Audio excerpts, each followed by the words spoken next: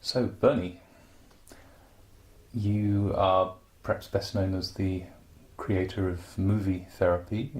Yeah. Highly, highly experienced as a therapist. What first made you want to do these videos? Well, I'm 78 years of age, and I think I've learnt something in that time.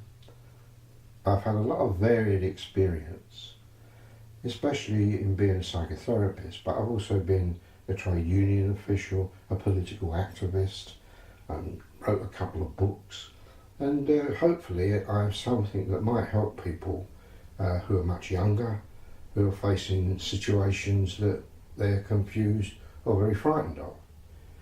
And if we look back to Jung, who said when he looked around the world at different tribes, that they all respected and revered their elders, and they would have committees of elders which they regularly went to ask advice about things that were happening that were really important for their experience and their wisdom. Sadly, we don't seem to do that in the West. So this is my minuscule contribution to putting that right. Do you think there are problems that people are dealing with today, here in 2019, that are a little different from 20 years ago, from 30 years ago? Are there specific anxieties going on in the world today that you think are particularly challenging for people?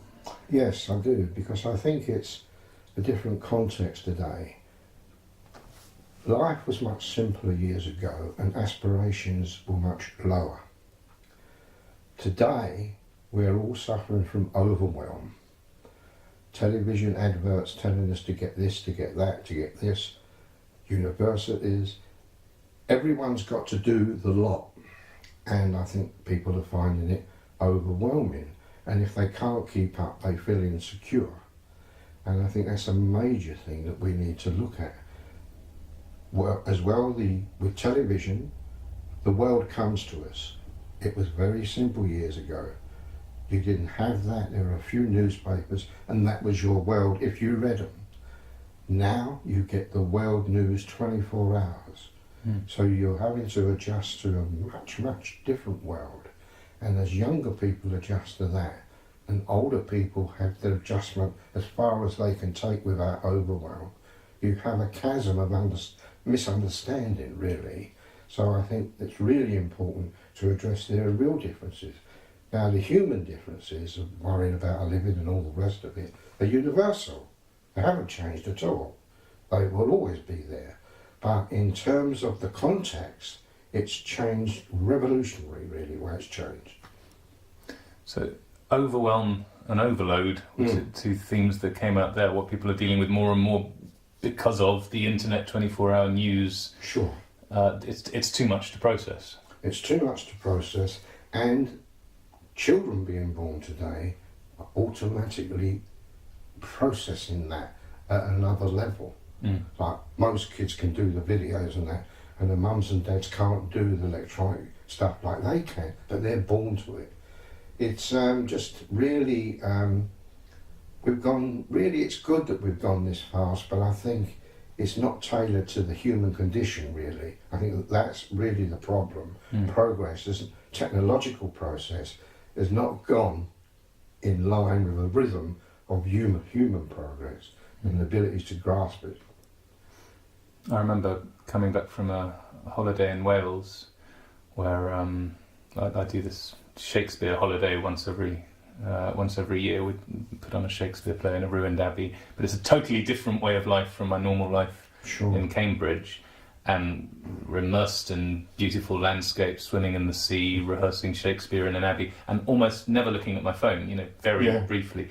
But I noticed coming back home afterwards, it was like I'd been on a meditation retreat, and I felt very disinclined to go and check out news websites, because I associated that with noise. Sure. And it doesn't have to be noise blaring from a TV. It's like mental noise of what's going on, what's happening with Brexit, what's happening in America, what's happening with this. It creates mental noise. Absolutely, and you describe it really well. It creates like a serious need to know, which isn't really that serious. It's only good for ratings, but it's not that need to know. But we develop that need to know consciousness. Yeah. You know, I mean, to go away on holiday with your phone and your laptop, which I see a lot of people who do, seems contradiction in terms to me. It isn't a holiday. It's taking it with you. What's the point of that? So we never really get a break. I went to see a guru in Cambridge not so long ago, and his talk was quite simple. He said, everyone went quiet, he just sat there, and he said, we are all taking in too much information. And he stopped. And everyone was, well, where's the rest of it? And he'd made his point. Everyone was expecting much more. And what he was saying was simply the truth. And now what's your mind? We are all taking in too much information. And with that, there's a Zen moment where you can feel the relief of that going after the confusion. That's what we need to learn. How do you help clients one-to-one with something like that? I would help different clients differently. I had a client who was very angry, and the anger filled the room. In fact, the room temperature felt like it got hot. And I thought, what can I do with this level of anger? Because I was feeling the transference from him. Yeah. So I got up, followed my instincts, and marched up and down, using the energy. And he went from a very angry man to slapping his thighs, laughing, and saying, this is not in the rule book. I've never seen this before. What? I said, but there you're laughing. And there he was laughing. I dispersed some of the anger in the sense that I was using it to relieve my own body of it, but it worked. And he left here laughing and saying, that's just not in the rule book. I've never had a session like that. And he was a big 6'3", almost ex-SAS chap. You know?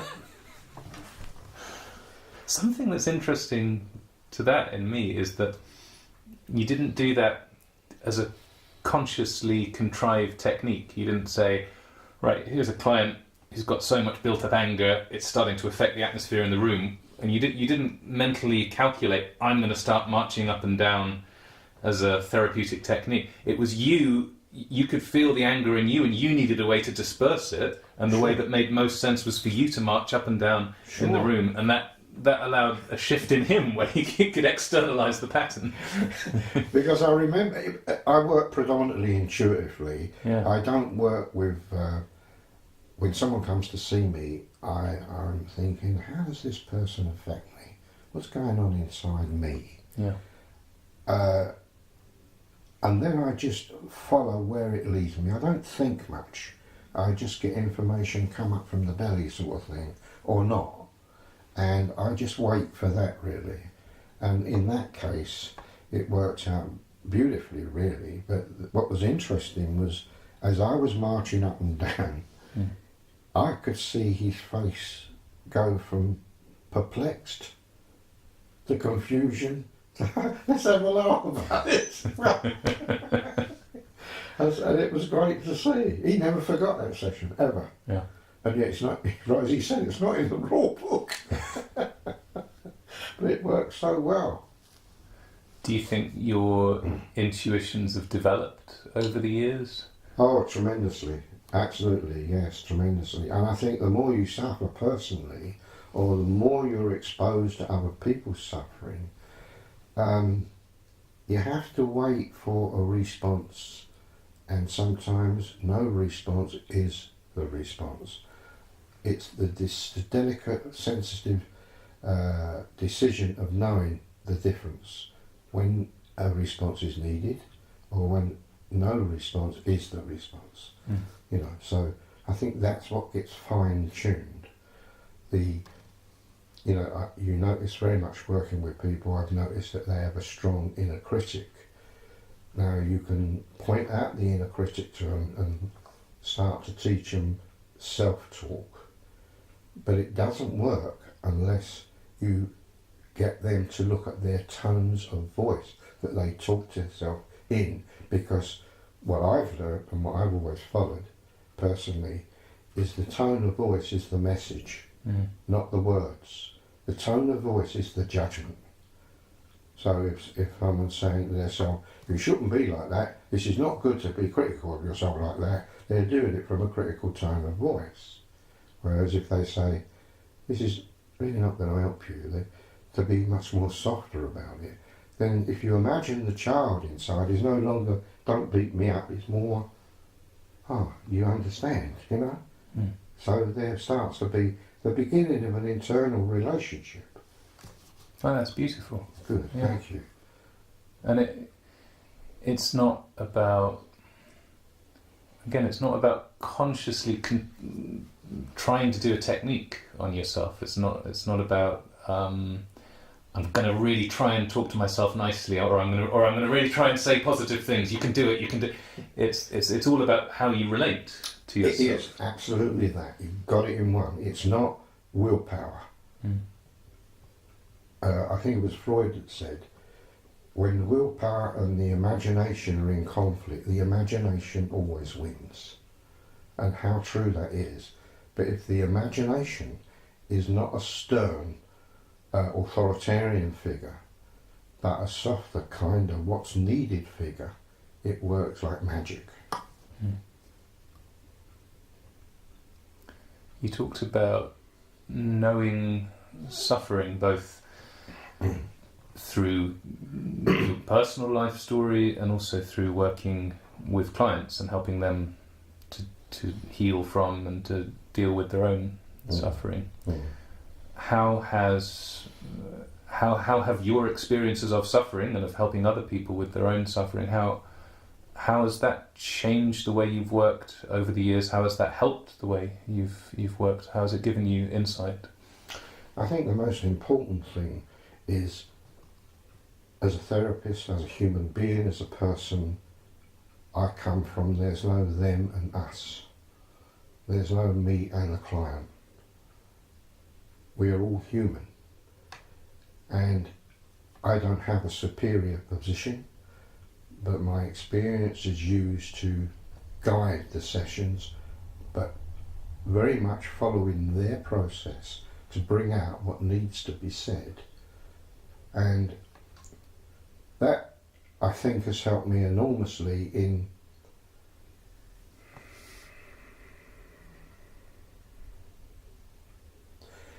silently, intuitively giving myself time to tune in to the depth of where they are coming from. You know, it's like I had a client once who had a very disturbed mother who would jump out on her and slap her around the head a lot. So she was in a constant state of terror, trauma, never knowing when something was going to happen. But this poor woman was so twisted. She said a sentence that 15 years ago this was, has never gone out of my mind. She said to her daughter when she cried, "Stop pissing out your eyeballs." And I thought that was showed the state of that woman's emotional condition.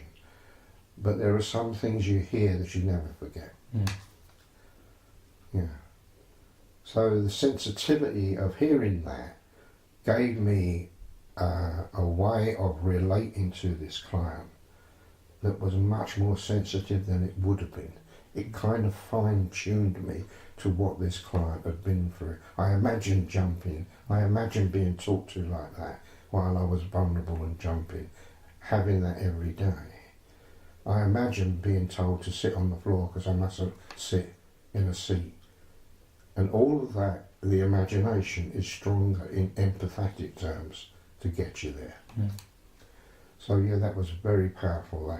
That particular client sat on the floor rocking and didn't say anything for the first 4 sessions. Wow.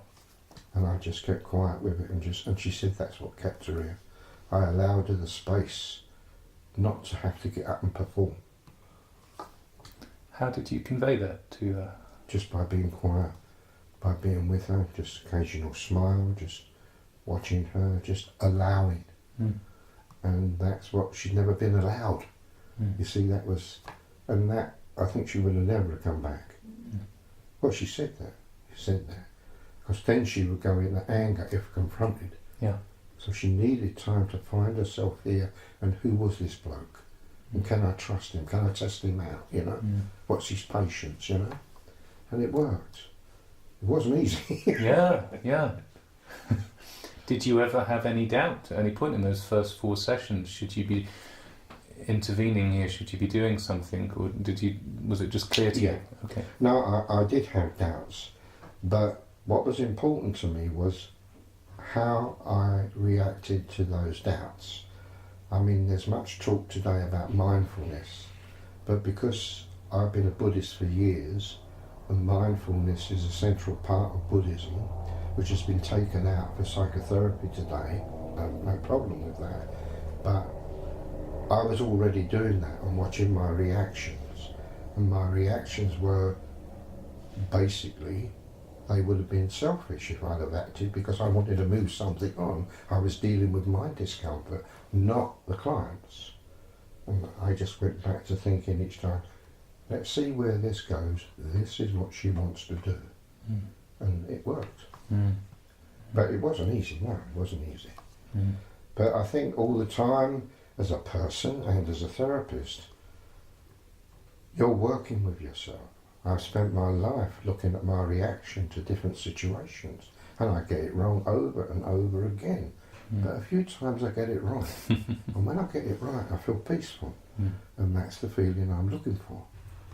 So in working with that client, your background in Buddhism and in mindfulness as a practice, it helped you to watch your own reaction to the client and to not get caught up in your own doubts at any point, you know, so that you could actually say, okay, well that's a reaction I'm having, but that's not what's important here. This is about the client. Sure.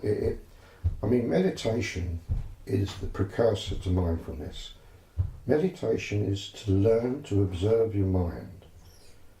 And as you observe your breath and thoughts come up, obviously you will have more thoughts and you gently push them to one side and then go back to observing the breath. Now, as you do that, after a time, for people that don't know, and I'm sure many people do now, you develop what you could call a witness consciousness, which is outside the ego. And when you develop that, as a therapist in this situation, I trusted that bit, not the thoughts or the feelings. I trusted the bit that said, like a meditation, stay with observing what's happening, but don't interfere. And that's where I stayed with that. And that's the best practice, I think, for anyone in life, in any situation, happiness, sadness, suffering. It's really to try and observe your reaction rather than be the reaction. Then you're lost into the ego, which is suffering. That's where everyone goes to when they do that, which is a sad waste of time. If, for example, when I'm dealing with couples and I see that they're dealing with anger, I always ask them a question, what are the emotions under anger? Very few people know. And I say, well, predominantly they're fear or hurt. But what happens with you two is your anger comes up, which is the defense. Your anger comes up and you do this and get nowhere. But if you was to say to one another, are you hurt or are you frightened? You would start communicating at the real level, the anger would vanish because there's nothing to protect. So again, I might tell a story about the tiger. who's got beautiful, sensitive cubs, and she is so sensitive with the tiger cubs, and she just pats them about and looks after them. But anyone comes near that, and you see the full ferocity of, and that's the anger, because her vulnerability is there. So it's just another metaphor to get across that sort of situation. And once they start doing that, they're now communicating, they're not talking, which is very different.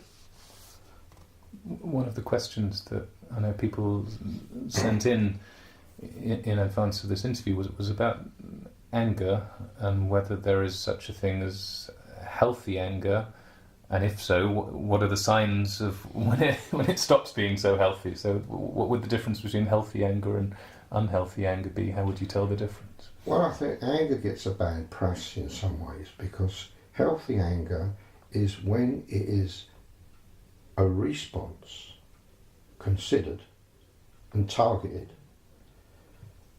It's not a reaction where you're lost in it. That is what the Tibetan Buddhists call wrathful compassion. And I put it like a clock. You can have 5 to 12, it's healthy anger. 12 o'clock, it's still healthy anger. 5 past 12, it's unhealthy. And it's being able to calibrate that inside yourself. And if you can't do it, you're already too angry. You talked about the witness consciousness, and I suppose for some people listening that might be a very familiar idea. For some people, listening or watching, since this is a video, Sure.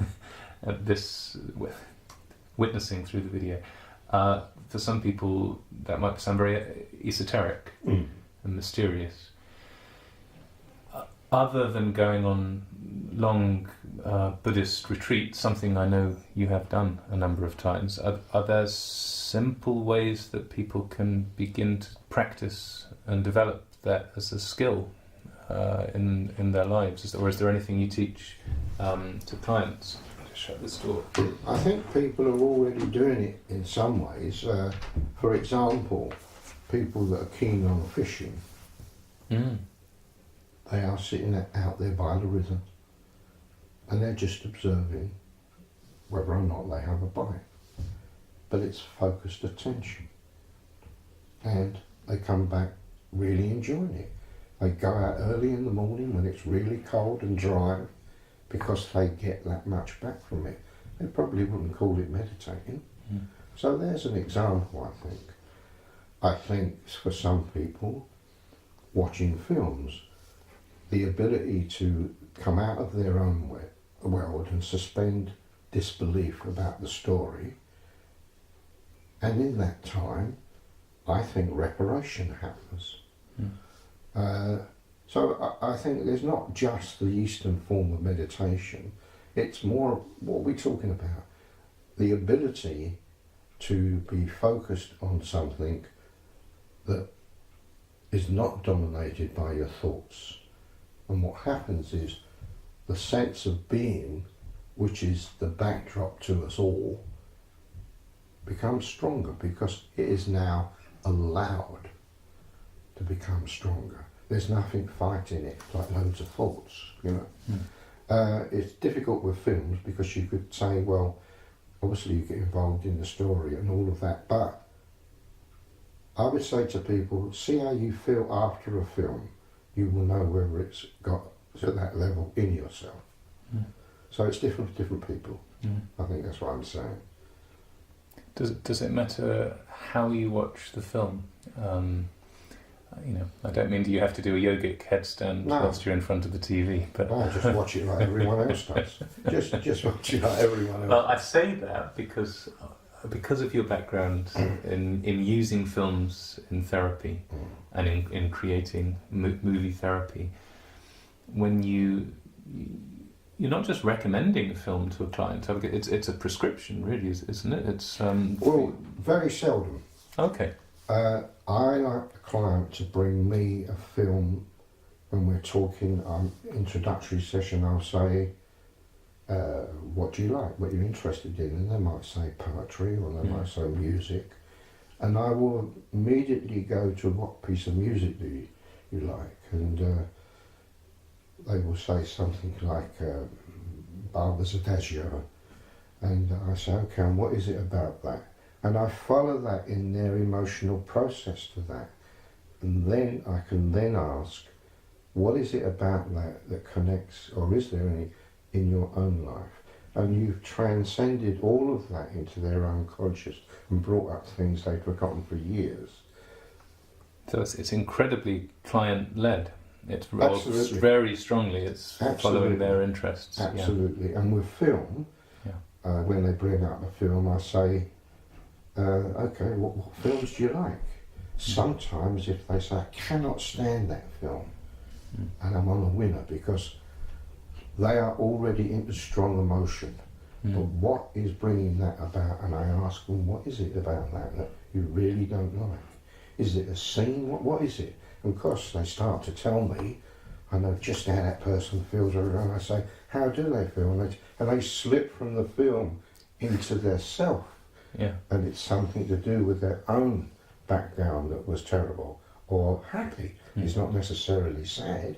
It may bring bliss to them, you know. When I do radio programs in Scotland nearly every Christmas, It's a Wonderful Life comes up, and I have to talk about It's a Wonderful Life. They seem to love that film more in Scotland than anywhere.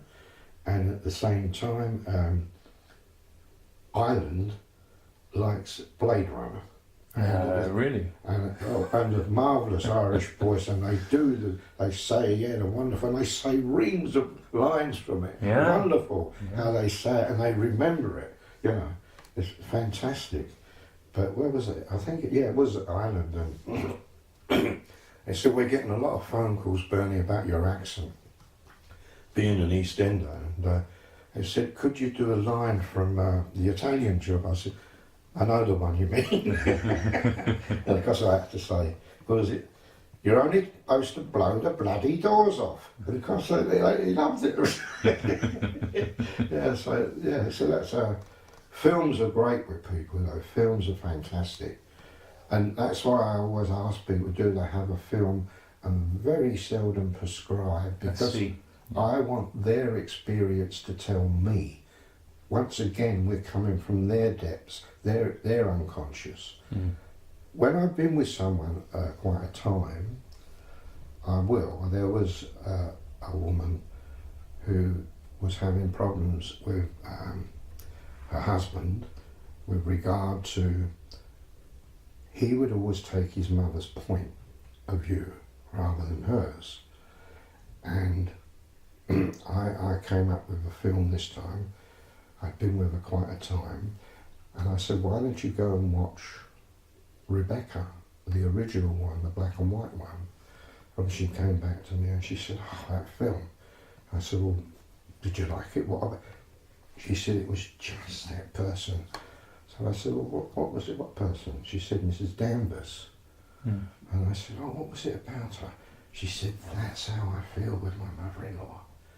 So I got to watch it with her husband, unbeknown, and when it came to that bit, she said, this is what it is with your mum, with me, how she makes me feel. And they never had a row about it again. He got it. He got it also because the seating was side by side. It wasn't confrontational. So there's a lot of elements that play into this,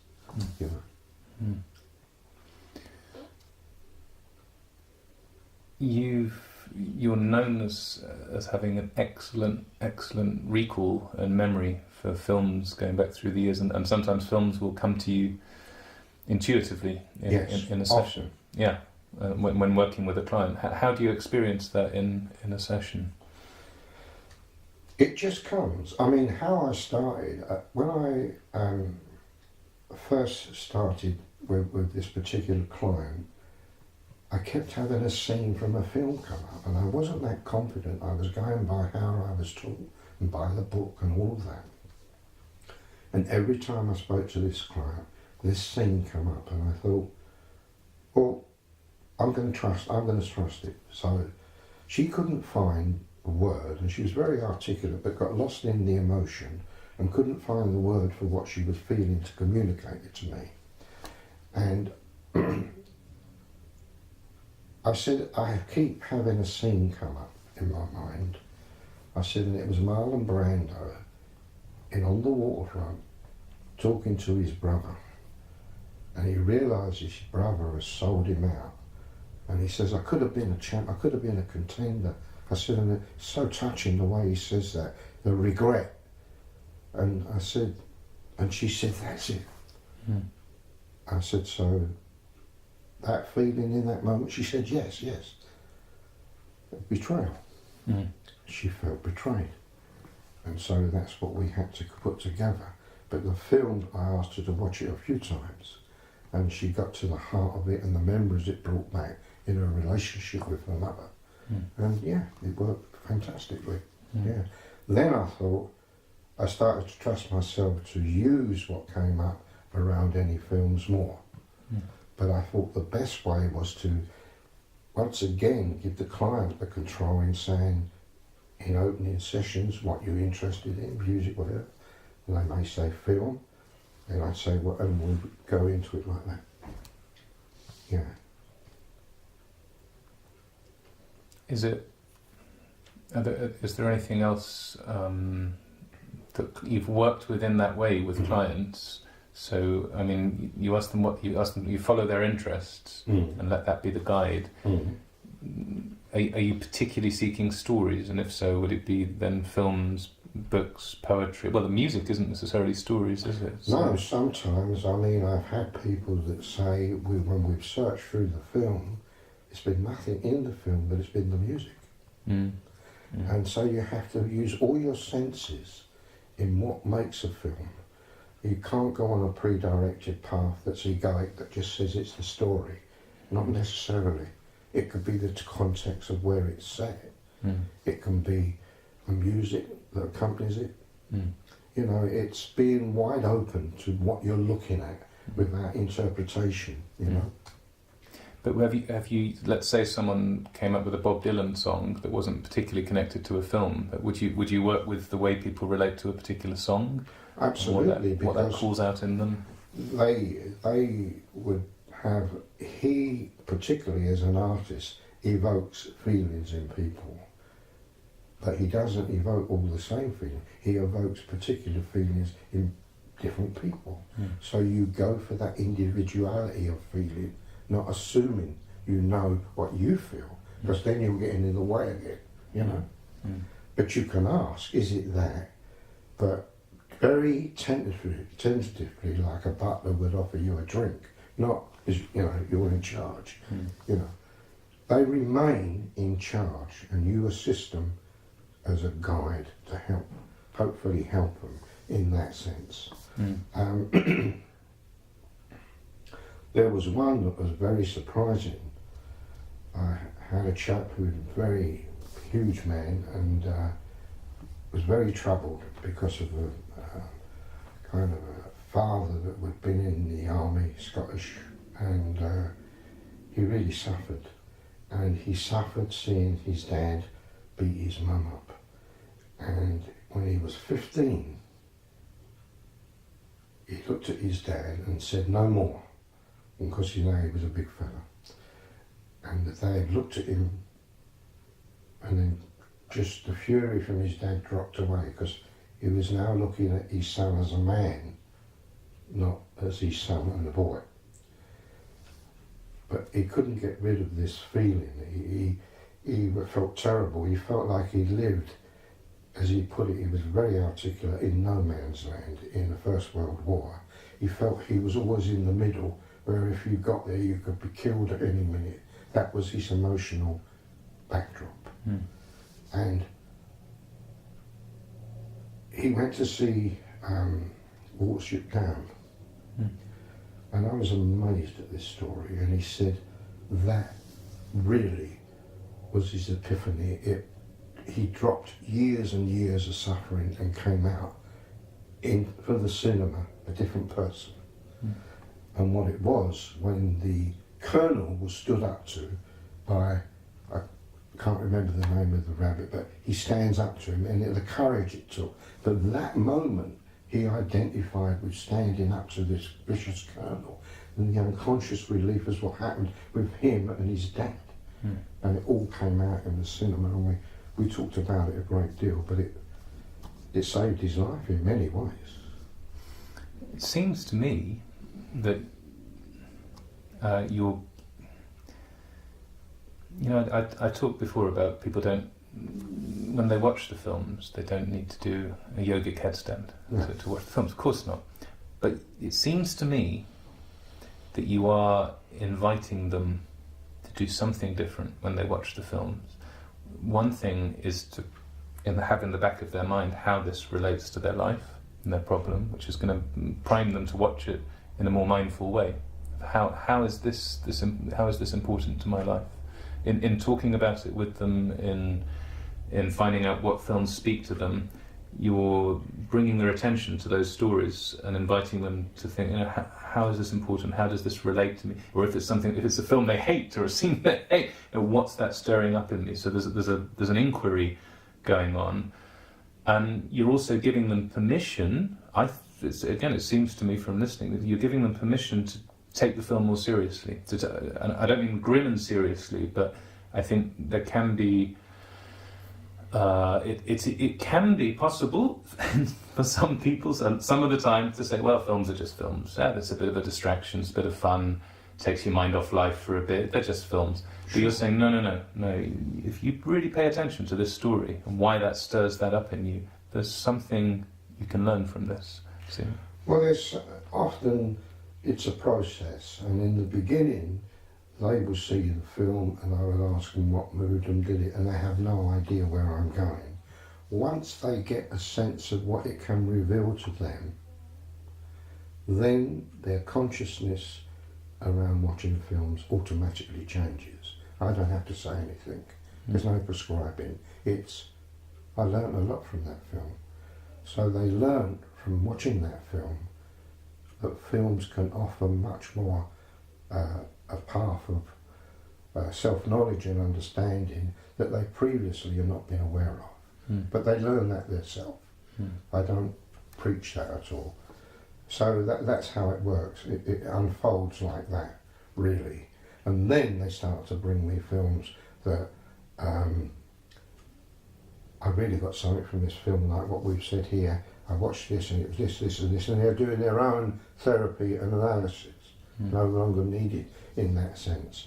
But what is very interesting, what I discovered after a while, was a person can see a film and a specific scene really hits them. If they watch that film again later, another scene will do something more. They become aware by opening up to other things that talk to them too. So it enriches their whole self-knowledge and experience of the characters in the film. So yeah, it's fantastic, really. And do you find personally when you watch films here in 2019, sounds like the future, 2019, do you find things that speak to your life when you're watching a film? Do you find things that surprise you and move you and resonate with you? Self-movie therapy, I suppose. Absolutely. I mean, I suppose I would say if it doesn't work on you, then don't use it. There's no them and us. It's all us. And The Colour Purple was my film. I watched The Colour Purple, and I'd always had a thing about how I looked. And I was watching The Colour Purple, and then she says at one point, I may be ugly, but I'm here and I'm going to stay here. Words to that effect. I burst out crying. But I felt great after that because she labelled something in me that I was pushing down. It worked, but so powerfully. But to someone else it probably meant nothing. But for whatever a film can show you, why you cry, why you laugh, it's touching something in your experience, you know. And a film is just a film to a lot of people. and that's great, but they may just have a one-dimensional take. Yeah. Where's the depth of that person? What are they missing out on? You know, it's that sort of thing for me, I think. And I did an interview once with a very right-wing interviewer on radio, and he said to me, "You're a film therapist?" He said, "Okay." He said, "What is it about the film?" He said, "It's just a film, isn't it?" So I said, "Have you seen any films?" He said, "Of course I have." I said, "What ones did you like?" So he said, "Well, I like some of them." So I said, "Why do you like them? What sort of films are they?" So he was getting a bit touchy now. He didn't like where it was going. And he said, "Well, I just like them." I said, "But you're not answering my question." Bernie Wooder, moved for us by. Went into shutdown. Yeah. Yeah. It was a comical one at the BBC Isle of Wight. And the fellow said to me, he was very gay, "I want to introduce you to Bernie Wooder, the movie therapist. Now, Bernie, before we start, I must tell you, my favourite film is Shaving Ryan's Privates." Then he asked me a really heavy, serious question. I was laughing.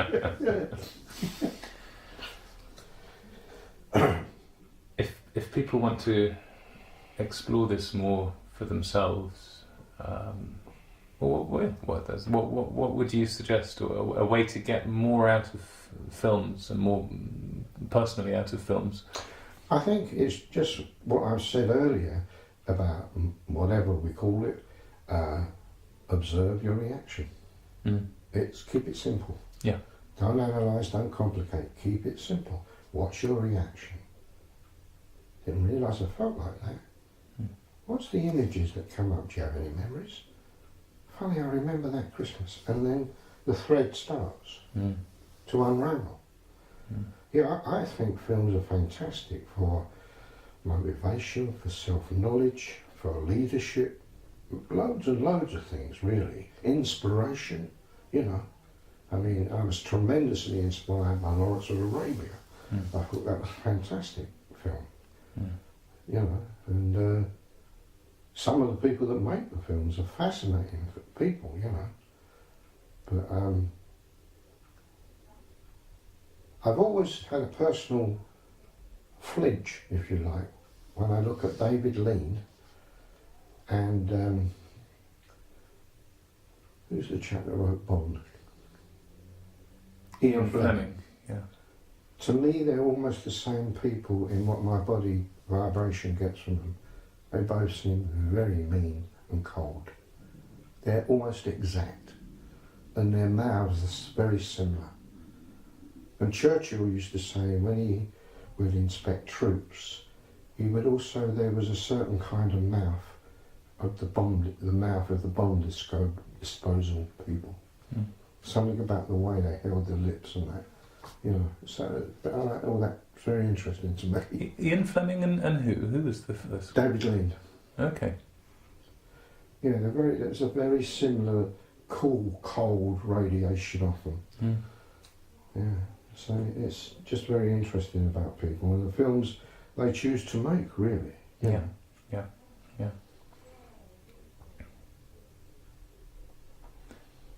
And Peter O'Toole, for example, was the son of a bookmaker. Albert Finney was the son of a bookmaker. Very interested in the backgrounds as well. They've been introduced to lots of characters early in their life, you know. It could be a remarkably deep question to really think about. Why do you like the kinds of films that you like? What is it in those films that speaks to you? What is it in your favourite film that speaks to you most? Absolutely fantastic. Yeah.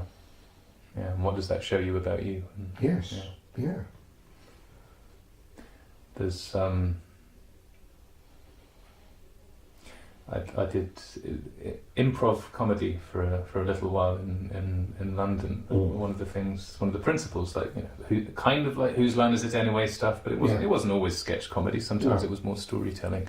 But one of the principles of that is you always treat what your partner has just said as being absolute gold. So it's not, why did they make that? Oh, God, I've got to deal with this offer now. It's, wow, so you've just said that. How can I build on that? How can I develop that? Sure. And it seems to me the same. It's applying a similar attitude to film. It's what is it in this film that speaks to me most? What is it? In appreciating, there's something in here that speaks to me. And some films will do that more than others. But rather than cocking your head to one side, squinting your eyes and thinking, oh, what do I think of this? What do I think of that? It's allowing yourself to go with it, allowing it to speak to you, and finding where is the gold in this film. Those words there, allowing it to speak to you, not becoming the expert that blocks everything out. Yeah. I mean, the intellect is fine, but it's a tool. It's not a dominant gun. Use it when necessary. Yeah, absolutely. But know when to put it down. Yeah.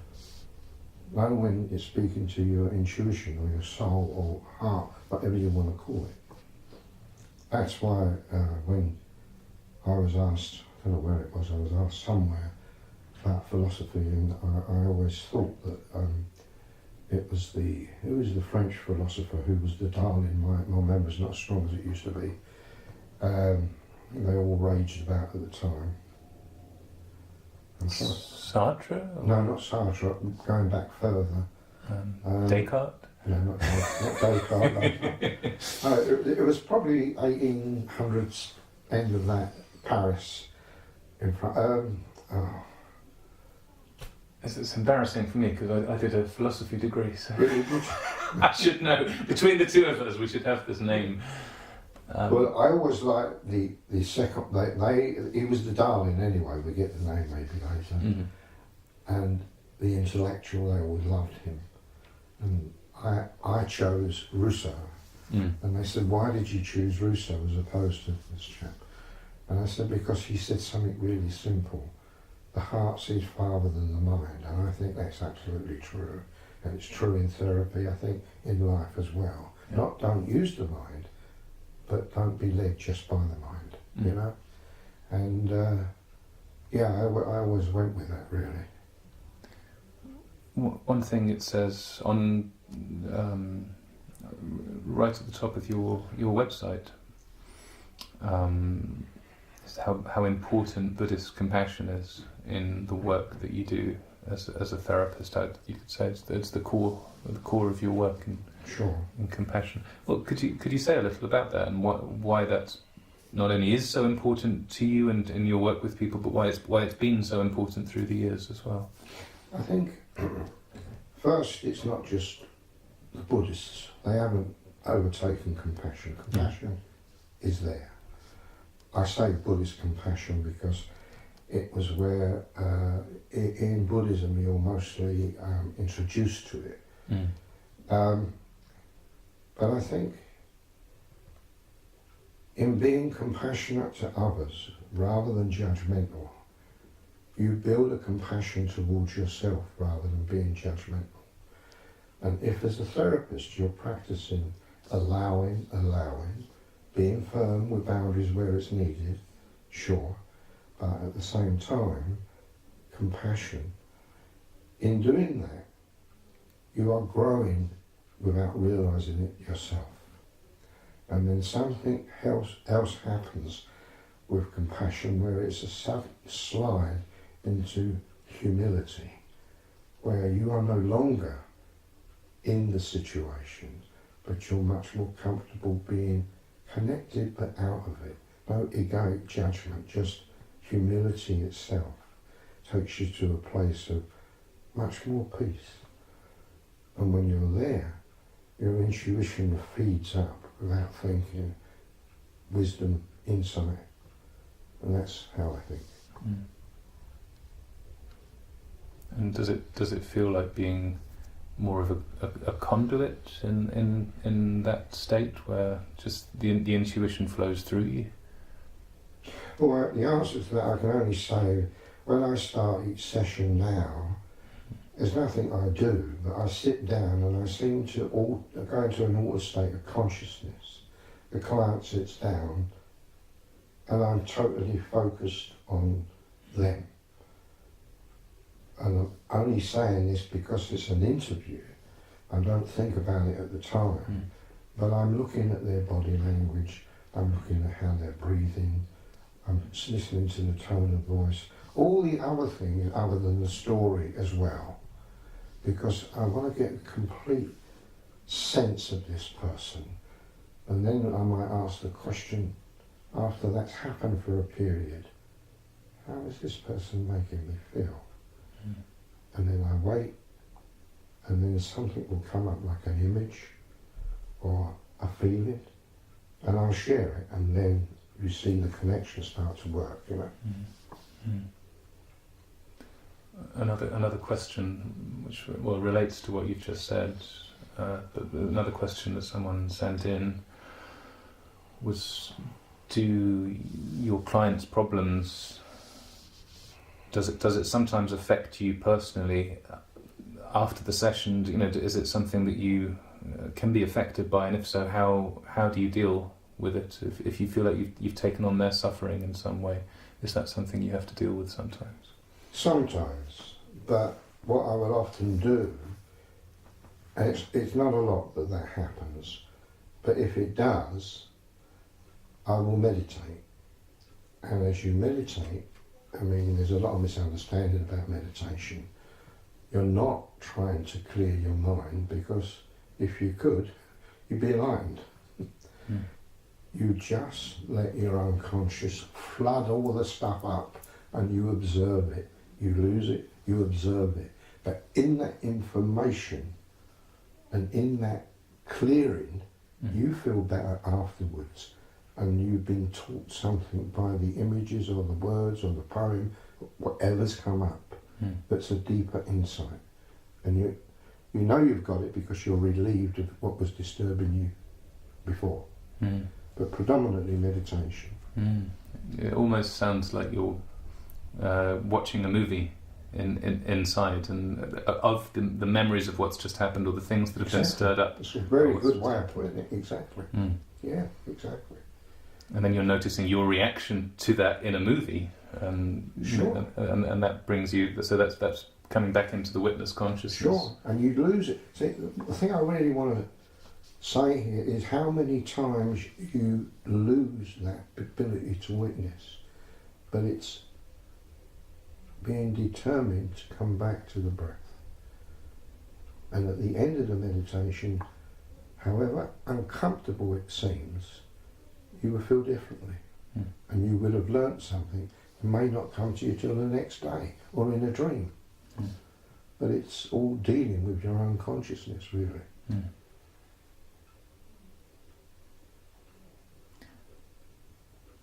How would you recommend that people pay more attention to their intuition, be more interested in their intuition, be more tuned in to their intuition?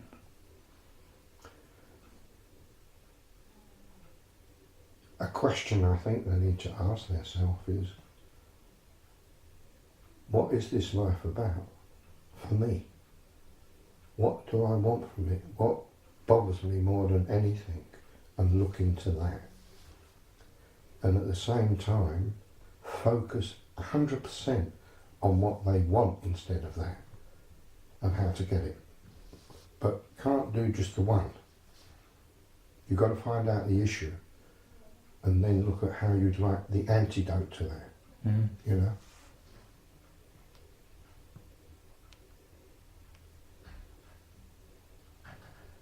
So looking for what bothers them most. Yeah, what is it? What do I want from life? And that will be, well, I just want to be happy. You go a bit further than that. What is happiness? Do you have an image of what happiness is? Or do you have, well, you hear when you talk about happiness, and check out the senses, because people process the world through a different lens. Some people it's through visual, as we know. Some people it's auditory. Some people it's kinesthetic, or as we, NLP says, feeling, touch. And you go through all of them really and find out what you are. Are you predominantly visual? Are you predominantly auditory? Because that's the lens that you will predominantly interpret the world from. And if you get with someone who's very visual and you're auditory, there can be clashes in communication and misunderstanding. Mm. So that's really important to find out very early. And when I have couples come here, I always say, before they come, I want you to write out what your needs are for this relationship to work, but in order of priority. But don't tell your partner. And they both have to come with that and read it out separately. And then you see the mismatch. How important. You know, each person thinks that their need is the one that's very important to the other. It's, you don't know what the other's is. That's the important thing. Yeah. So that's really a magic to watch. Really magic.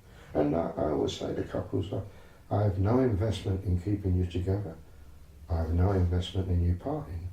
But what I do have an investment is for you finding out the truth of your relationship and what you want for you. Keep it at that, you know. Are there any parallels between how you help people to relate better to themselves and to relate with more compassion to themselves, and how you help them to relate to each other in a couple? Well, if I might take on the role to the particular person that's not getting it, for example, of the need of the person who's not getting the need met, but I might magnify it and really play it up just to that person till there's a discomfort. Then we will look at what's the discomfort, and then I would say, well, with that, how would you like to feel like that all the time? What would it be like to actually have to live like that? Not to be able to get away from it. And now they're really into it. And they've forgotten. Well, that's how your wife feels all the time. Then they've had an emotional experience, not an intellectual understanding, because experience changes people predominantly. Yeah. So you guide them into a role play of them experiencing what it must be like to be their partner in the relationship. Sure. Giving them a really embodied, felt sense of how they've been making their partner feel, or how their partner has been feeling. And then their own compassion comes. Yeah. You don't need to do anymore. You know? Once they know that, then everything in them, especially if the relationship is important to him, jumps to that, hugs it with both hands, you know? And when the partner sees that, something happens that the partner thinks, he's got it. Yeah. And yeah, it's a really nice feeling really to see that when it happens with people. And sometimes you feel, they got to, I've had enough, I'm going, and I've never felt clearer, I feel relieved, I feel liberated.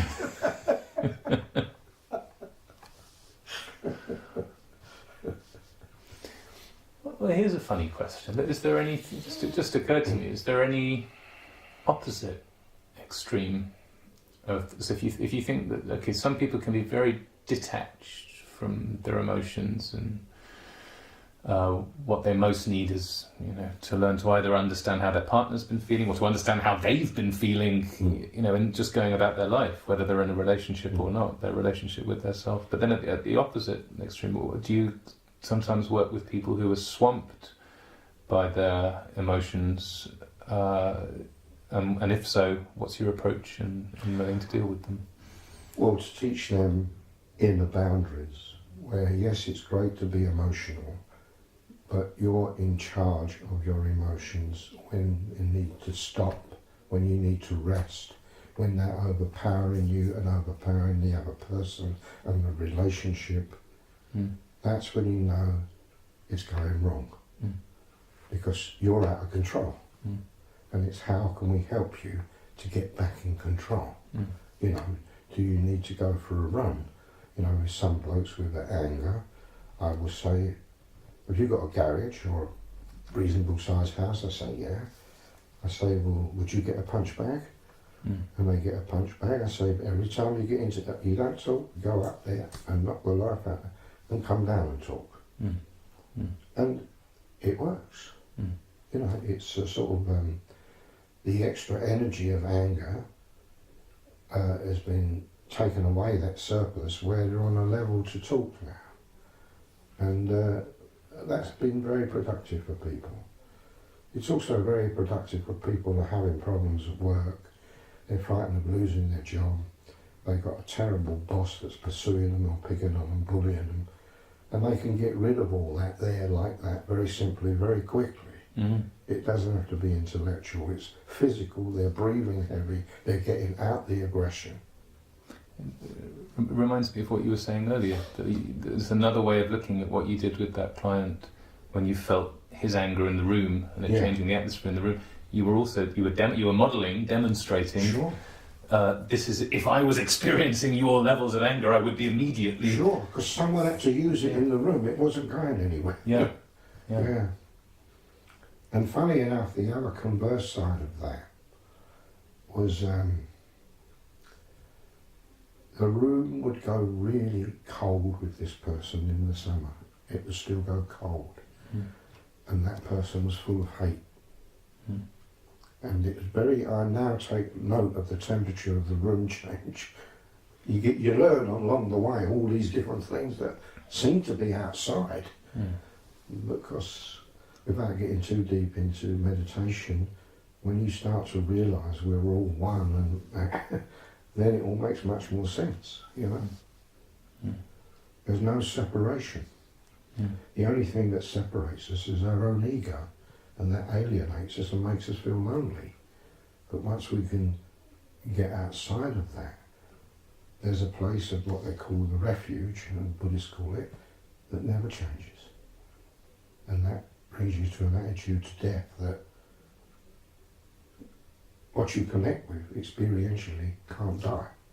But you know it, you don't think it, don't believe it, you know it. As Jung said, he was in a famous interview with Alan Freeman. Alan Freeman he has a thing called face-to-face, and the personality, unlike today, of the interviewer was absolutely out of it, and the camera was close on the interviewee's face all the time, and the questions came off camera. And he said, Mr. Young, you wrote all these books on religion, could you say how you feel about your religion, and how you feel about God, and what believing in that? And he said, no. And he looked astonished, just didn't know what to say, and he said, no. He said, what do you mean, no? You wrote all these books about God and belief and all that. He said, I don't believe, I know. And that was such a powerful difference.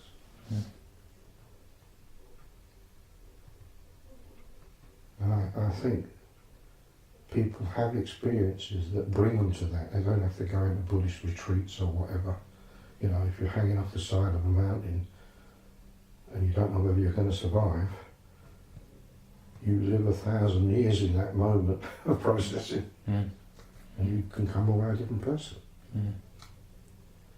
So it's not all about just meditation and Buddhism, it's whatever does it for you, you know. I think I mean, like the colour purple for me was an epiphany. It was an amazing situation for me to realise.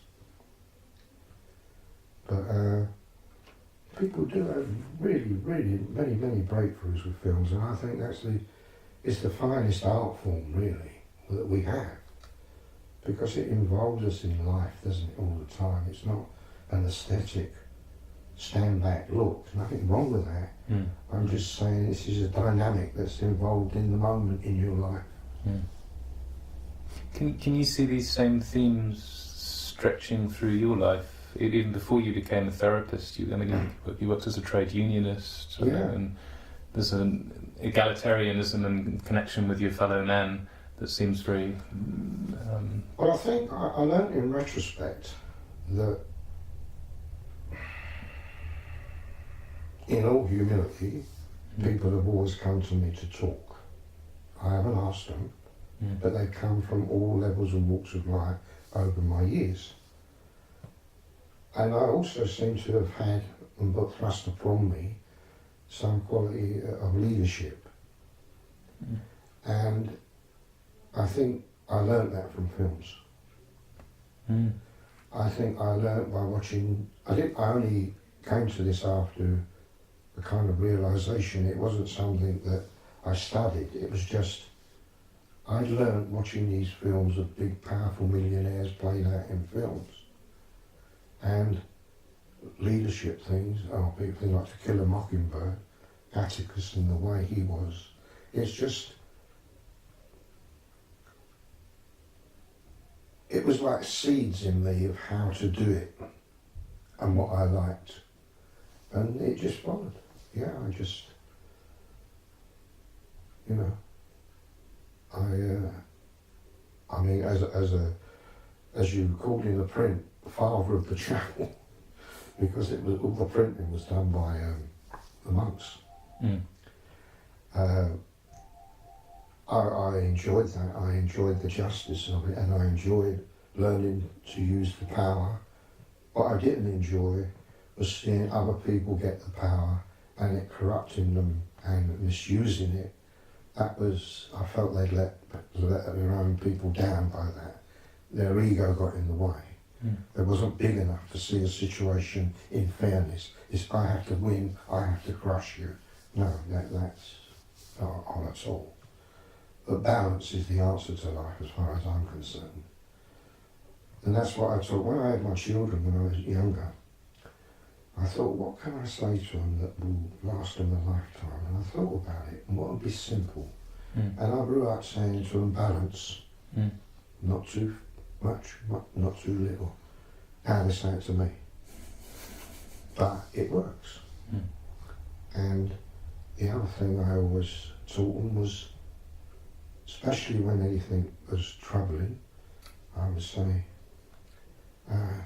what's the word? I use it, try and keep it simple.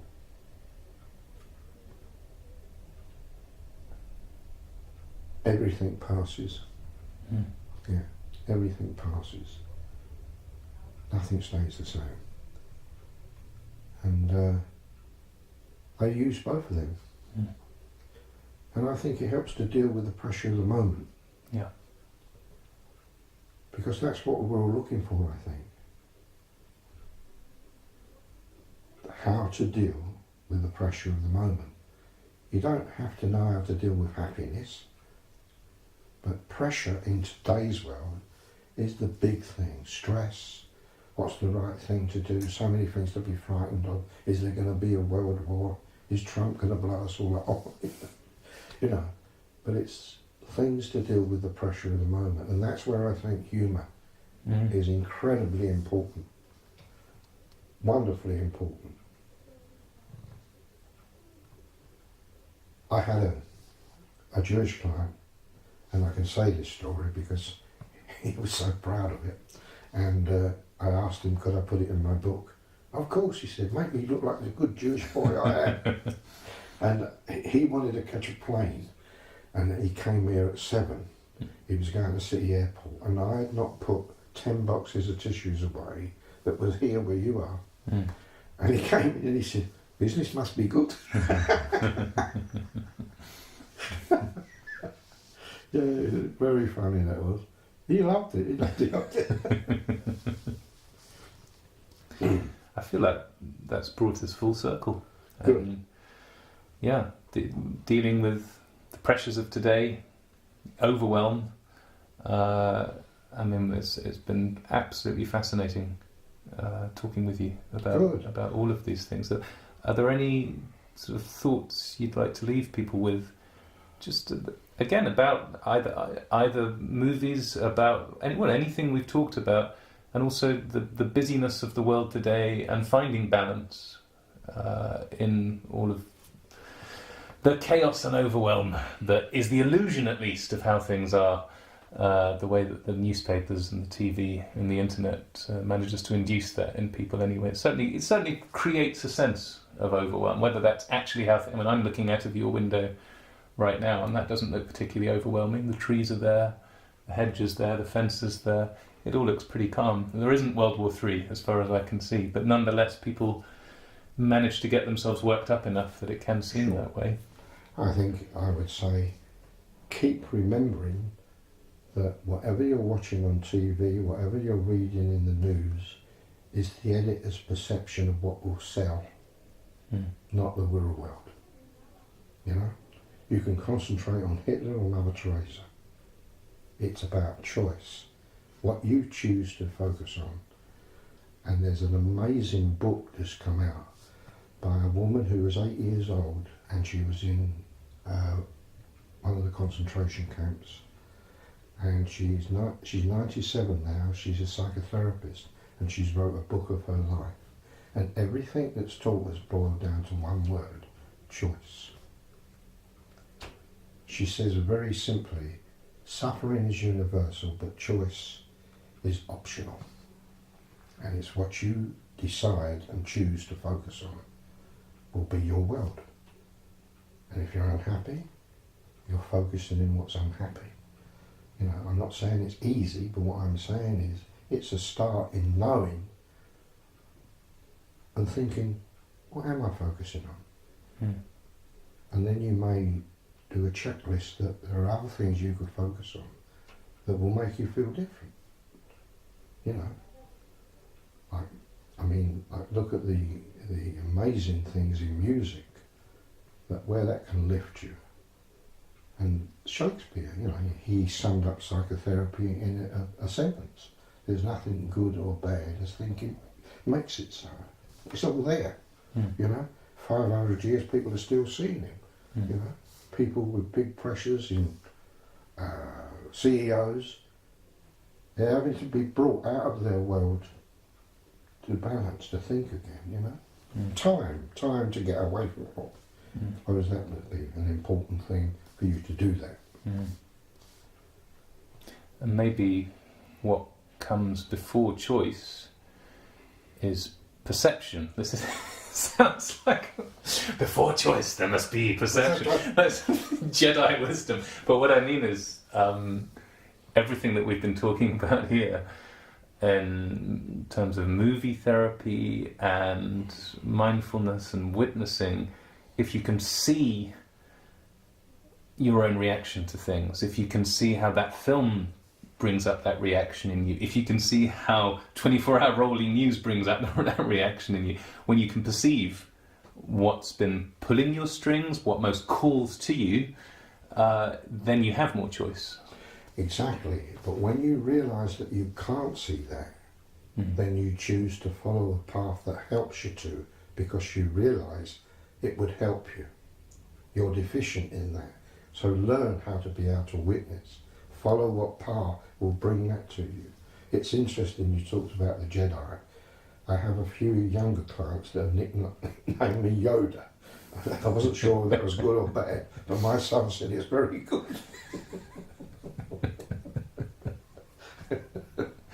I could definitely see you as a Yoda. I've got a Yoda keyring now as well. They bought me from Disney. Yeah.